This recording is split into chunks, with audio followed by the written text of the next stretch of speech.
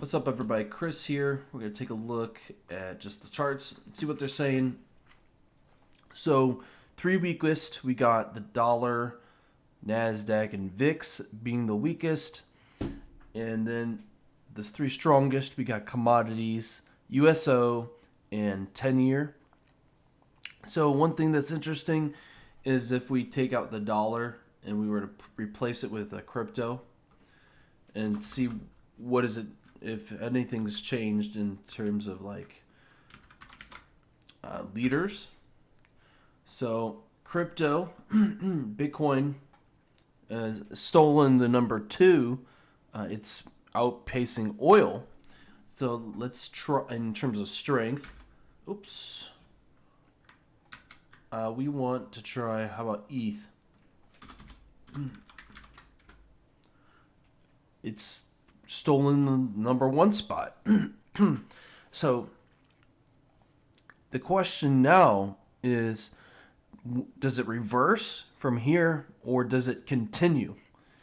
And I'm gonna propose that it continues on at least until the CPI reading Wednesday. And that's kind of just it makes sense to me that that's what's gonna happen. Is that right now the speculation is about as piling it. The speculation is piling in, and it's going to get to an overbought level in terms of like CPI and commodities. I mean, commodities is up there, oil is up there. It's going to get to an overbought level. I don't know how much oil can go, but as far as like crypto can start running, and industrials or financials, the two other possible aggressive sectors. And then let's take a look at what this has to say for timing solutions. So this Q Spectrum 2 finds all of these cycles, and then it's auto AI selects the cycles that it likes or that it finds effective, and then it creates a hybrid line. So these are all the cycles it found, and this is the hybrid line. This is pretty much my fast because it's really good for intra week. But now that time is finished, and these are my hard cycles: the decennial, the annual, and the 4 year. And these are really good for key important dates and just kind of an expected sentiment. And right here, 8th, 9th, and 10th is like what it's saying is like a possible top, 9th, 10th, 11th. And that's when the CPI reading is coming in. And we're expecting a negative sentiment, a rolling over of sorts. And uh, we're going to find out if that's the top. And it makes sense that with the possibility of with the speculation of CPI coming in, that things will get to an extreme overbought level, and then when CPI reading comes out, surprise, boom. I don't know what would cause it to fall, but this is what we're expecting, a reversal to the downside. But right now we have a couple days of upside. That's kind of what I'm seeing here, and from what I'm piecing together here on the strength. And let's go ahead and move to finish this. So RSI, strength to weakness, Dow, Nasdaq, and transport. Strongest, weakest, SP 500, Wilshire, small cap, and then Nasdaq, the three weakest. Very interesting and weird at the same time. And then we got here energy, industrial, and financial as the three strongest. Industrial and financial replaced healthcare and materials. I remember them being the two strongest, but now it's industrials and financial. And then instead, it looks like materials, healthcare, and consumer staples and utilities are like in the middle. So it's almost like an aggressive defensive, But an aggressive defensive would have discretionary up. They would expect consumer risk purchasing to be up, and also tech in some way. But now those are actually the one of the three weakest. Um, Communication being the weakest, and then discretionary and tech, and then real estate is just barely stronger than the whole index. So really interesting. And then might as well look at crypto, since I pointed it out in the very beginning and how it's dominant. This one's saying BNB is the strongest, and then Litecoin, and then Doge. We'll look at those, and then three weakest. No, I don't even know if they're worth mentioning. But as far as like any alpha from my Williams indicators, I think the alpha came in for this area to go short. And if we had higher in the market, we might be curling back down to go short again. And that might be the case. And we are waiting for a capitulation over oversoldness on both this monthly retail sentiment and this weekly retail sentiment. We want it to get oversold big time. So we're expecting probably around Wednesday for that to complete. For Wednesday to be the reversal from the upside to the downside, and then this to complete and connect to this red line, and a capitulation to begin happening. That's kind of the sequence I believe it to follow. Bullish until Wednesday, and then a breakdown in market structure from Wednesday to Friday in some way. Like, I'm usually really early by a couple days on this thing, and really trying to temper just how early I am to make it closer to real time on the expectations. But that's kind of my expectation going in to this week. And then as far as like RSI wise and the VIX, so we saw that VIX was one of the weakest on the RSI. So the next experiment would be to look closer at the market structure. So here we see that the bulls tried to put in a bottom, and this was a bullish breaker to the upside, and they came down to retest it, and they got squashed and made a lower low. And then now there is a resistance bearish order block there, and it's suggestive that it's going to push it lower. So then now we have to ask, okay, how low can it go? So then now we'll put up the VIX. So with the weekly, I mean, here's a weekly bullish order block here. But it almost thinks, it looks like we might not hit that.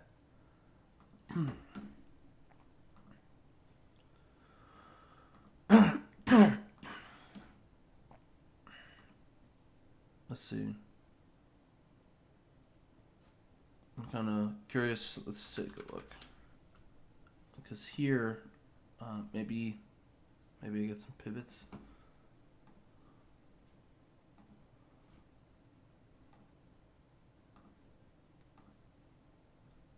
There is no pivots in this thing. I forgot.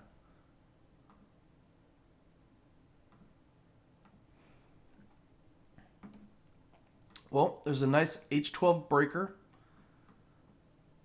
right around 20, and a gap to fill right there. We go back here to the cleaner view.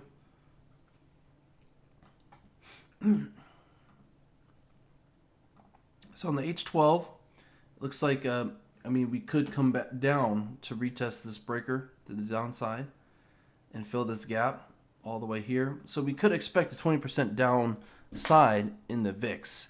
And if the VIX goes down, the dollar goes down, and the euro goes up, then that is in line with a bullish market, or at least a huge bear squeeze. And that's kind of the bias I'm proposing up until Wednesday. And like, who knows what, how much of a reversal it puts in just because of how strong this is. Like, I have no idea what would cause it to reverse. Frankly, no one knows why it's going up. Like, we go into the Discord here at Covey, and there's someone in there that, like, Mark SZ, like, it's Mark. He does really good. I mean, 50% on per month, and he's in the macro discussion, and he's like, can someone explain to me why China's reopening is bullish? Like, he just doesn't know why things are happening, and it's like it goes on and on about just all this. He just doesn't know what's going on, and that's the problem with being someone who's so into the fundamentals. Anything could be the cause. There's, if you read the book Merchants of Doubt, that causality is hard to prove.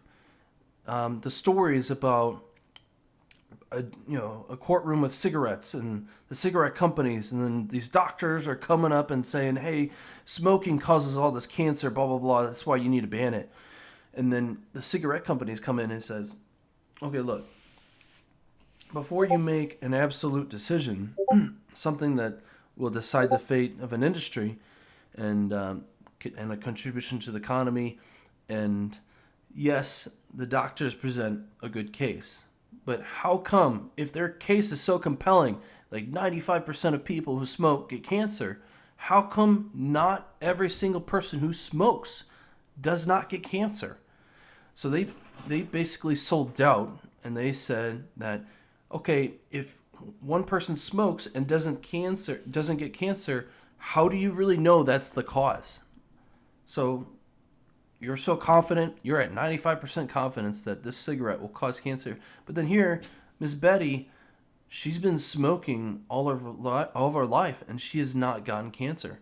So then how do you know that this cigarette is the thing that causes it? That's basically what they're saying. It's a strong point. It's basically pointing out that pinning down causality is super difficult. It is more difficult than this. It is more difficult than statistics of a possible probable event. And I don't know. Those fundamentalists, they love to chase after the reason why.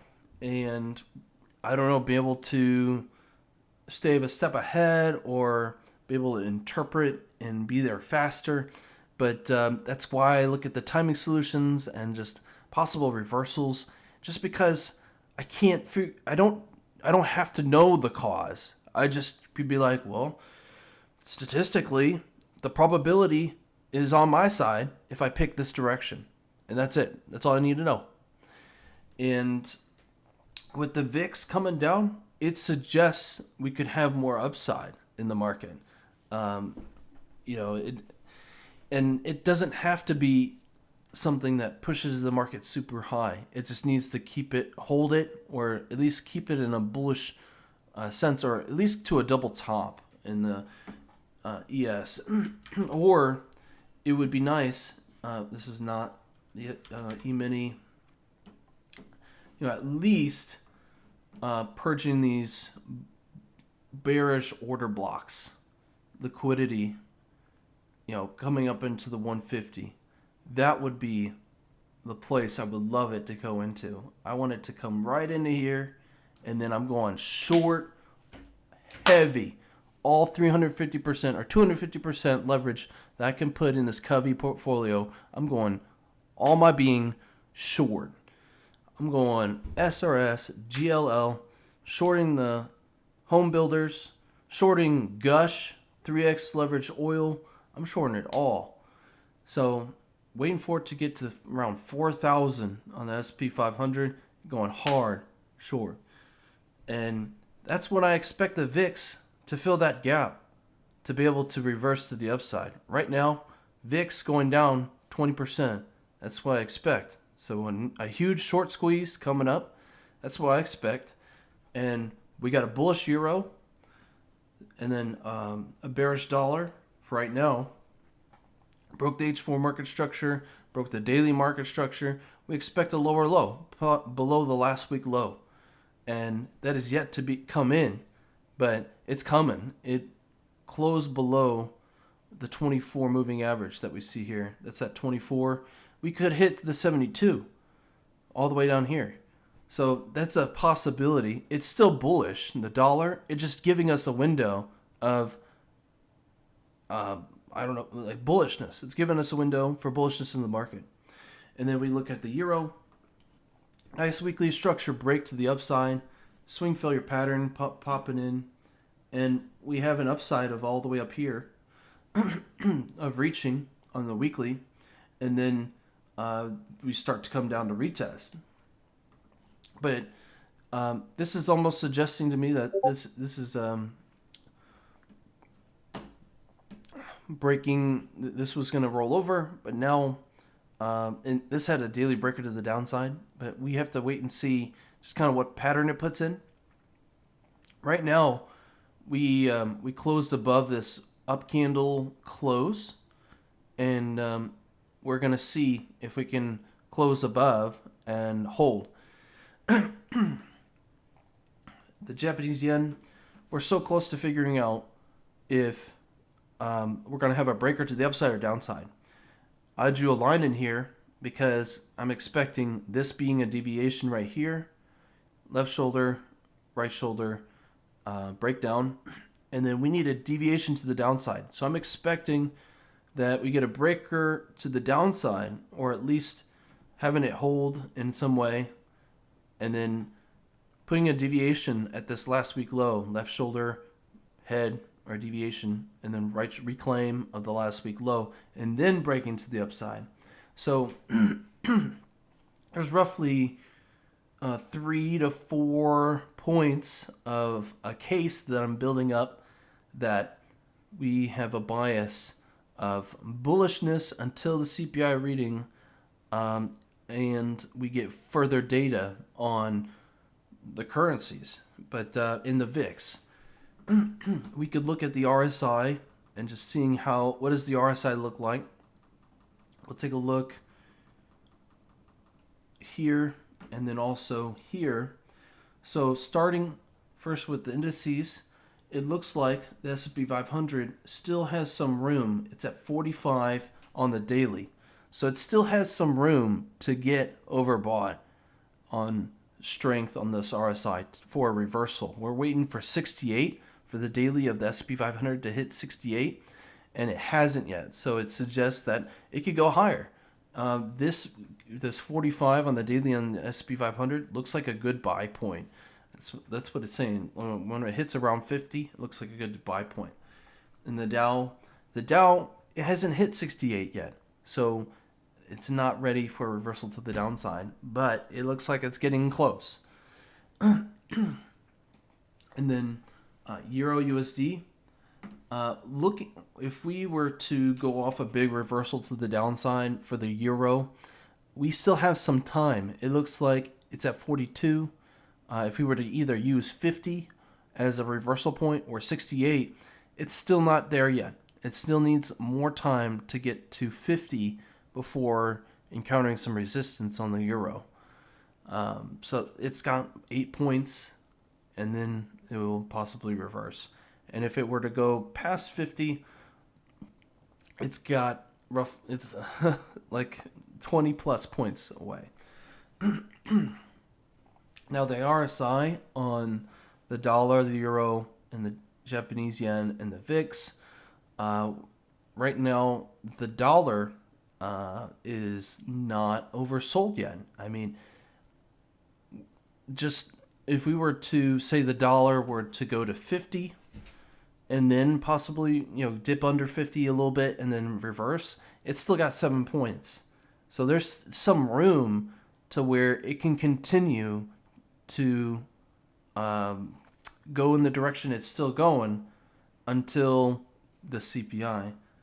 The euro has got, I don't know, if we were to put it to the upside, like 50 on the daily, it's like it's upper bound. And we got some room to the upside. And then Japanese yen, I don't know if we were to do something similar, like it needs to get to 32 to be oversold for a reversal. It's still not there yet. It's still a whiles away. And then for the VIX to gain strength, it needs to be weak. So if we were to take the daily, it needs to get to 32. It's almost there. 32, you need to go down a little bit for it to start gaining strength for a reversal to the upside, collect that demand. So there's multiple points where, whether it be RSI, cross asset class, or that in the timing solutions with math cycles, that we still got a little bit more in the tank before we reverse to the downside, that the bears have it wrong right now. All right. And then we look at delta with footprint volume data, and there is no delta divergence. Delta divergence is one of the first kind of keys to seeing a reversal. And on Friday, before the close, it was putting in a delta divergence, but that got squashed out. Delta divergence looks like this, where there's an orange candle and a blue delta, or a blue candle and an orange delta. And that's right here, blue candle, orange delta, suggesting higher upside. Now this one's suggesting lower downside. And right now, on the higher time frames, the H12 has no delta divergence, and the H4 has no delta divergence, almost suggesting a continuation of its current trend, which is up. But on the smallest time frame, it looks like a nice retest before we resume up, specifically here. But that's kind of just going on multiple levels. And then lastly, if we were to look at the how far can this go? Like, to what extent are we looking at this going? We want to go on the weekly here. And we're going to look at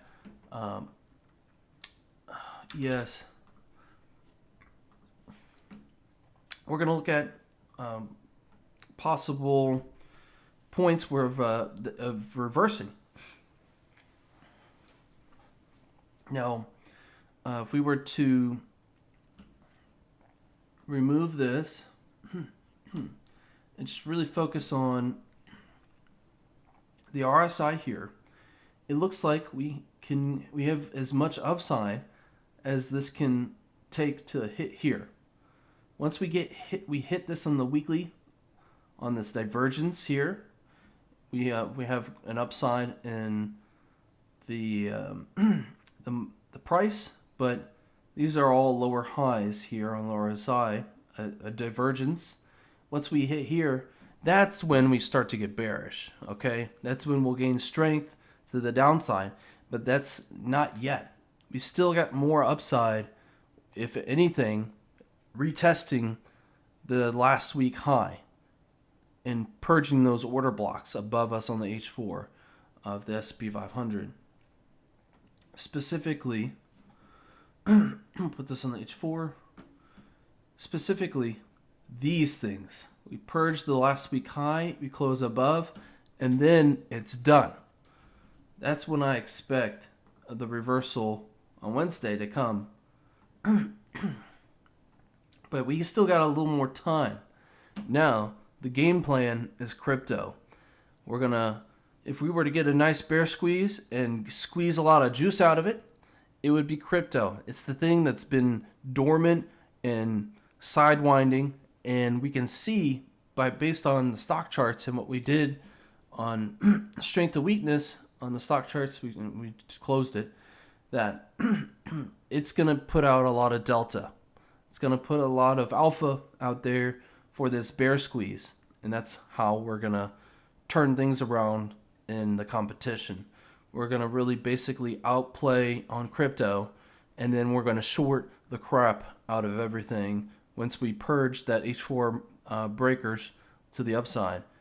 And with RSI and with timing solutions, you don't need to know why things are going up. You don't need to know why things are going down. You only need to know what it's saying. It's either saying it's in strength or it's ready for a reversal, just speaking about RSI, or in timing solutions, if it's had a swing, that it's hit the peak of a bell curve and it's reversing. And you just play the market structure.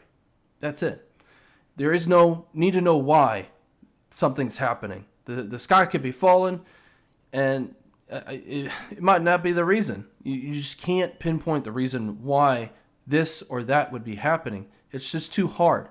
It's harder than doing a math cycle and RSI, but in playing market structure, like filling liquidity, it's just easier to do it that way because you can define it, you could anticipate it, and you could strategize around it to where you could become profitable around that. It's hard to be profitable with the guessing game of why is this happening or what's going to cause this to happen. No one knows. It's just better to play what's there. And this is coming from somebody who likes to forecast, with these fundamental people trying to forecast of just why something's happening. That one I think is worse than straight up math forecasting. So that's my explanation of just what I see and what could happen. So thanks for watching. See you in the next video.